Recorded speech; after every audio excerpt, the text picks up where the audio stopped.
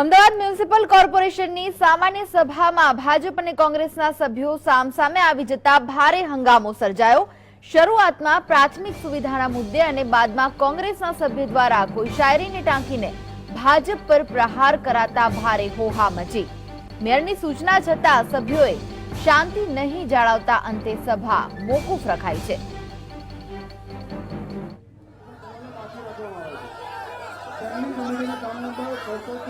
तो प्राथमिक सुविधा ने लईने हंगामो थयो। भाजप અને કોંગ્રેસના સભ્યો આમને સામને આવી ગયા। એએમસીના બોર્ડમાં કોંગ્રેસના કોર્પોરેટરે શાયરી કહીને સંભળાવતા આ સમગ્ર હોબાળો થયો। ભાજપ અને કોંગ્રેસના સભ્યો આમને સામને આવી ગયા હતા।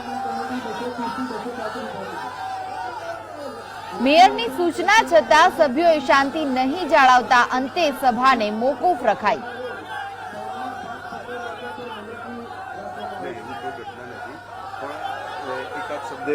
એવા બોલાવાના કારણે સભાગૃહમાં હોબાળો થયો અને કોંગ્રેસ અને ભાજપના સભ્યો સામસામે આવી ગયા। અનેક વિનંતી છતાં પણ સભ્યો હટતા નહોતા અને એ ઘટના બની એટલે પછી આપણે બોર્ડને મુલતવી કરવામાં આવી। વાત કરીએ રાષ્ટ્રીય બેન્ચે એવું કેવું છે કે માત્ર 12 પાસ હોય એવું વર્તન ભારતીય જનતા પાર્ટીના કાઉન્સિલરો કર્યું। જી એવું નથી।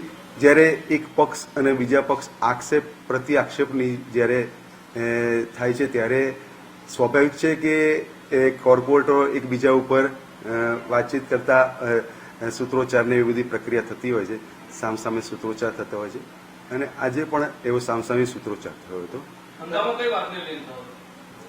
હંગામો એક ક્યાંક એક શબ્દ ખોટો બોલાયો તો પહેલા હંગામો એના સંદર્ભમાં થયો, પછી એ એક બહેન કોંગ્રેસના આપણા બહેન એક શાયરીમાં કંઈક કહી રહ્યા હતા પણ વારંવાર 2-3 વાર એક શાયરી બોલ્યા એના સંદર્ભમાં થોડો હંગામો તો બહેન કાર્ય। તો એએમસીની સામાન્ય સભામાં હોબાળો થયો છે। કોંગ્રેસના સભ્યએ એક શાયરી કહેતા આ હોબાળો થયો। આ વિશે વધુ માહિતી માટે જોડાઈ ગયા છે મારા સંવાદદાતા ઝલકજી। ઝલક, એએમસીની સામાન્ય સભામાં હંગામો થયો, શું માહિતી છે? जी कृष्णा, आज अमदावाद म्युनिसिपल कोर्पोरेशनની પ્રથમ માસિક સાધારણ સભા મળી હતી જેમાં વિપક્ષ દ્વારા શાસક પક્ષની જે પ્રાથમિક સુવિધાના મુદ્દે ઝાટકણી કાઢવામાં આવી હતી। વિપક્ષનું કહેવું હતું કે પ્રાથમિક સુવિધાને લઈને શાસક પક્ષ તદ્દન નિષ્ફળ ગયો છે।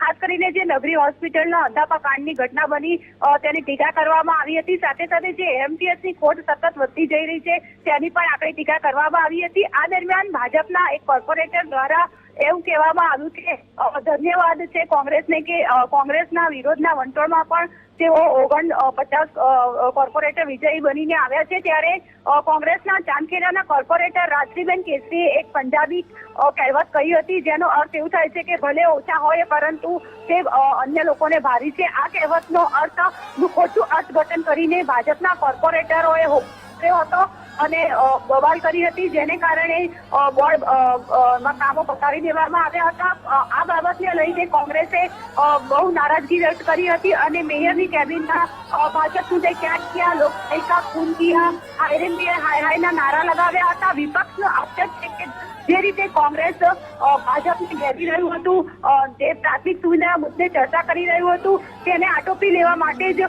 શાસક પક્ષે આ રીતે કૃત્ય કર્યું છે। જી આભાર ઝલક સમગ્ર માહિતી આપવા માટે।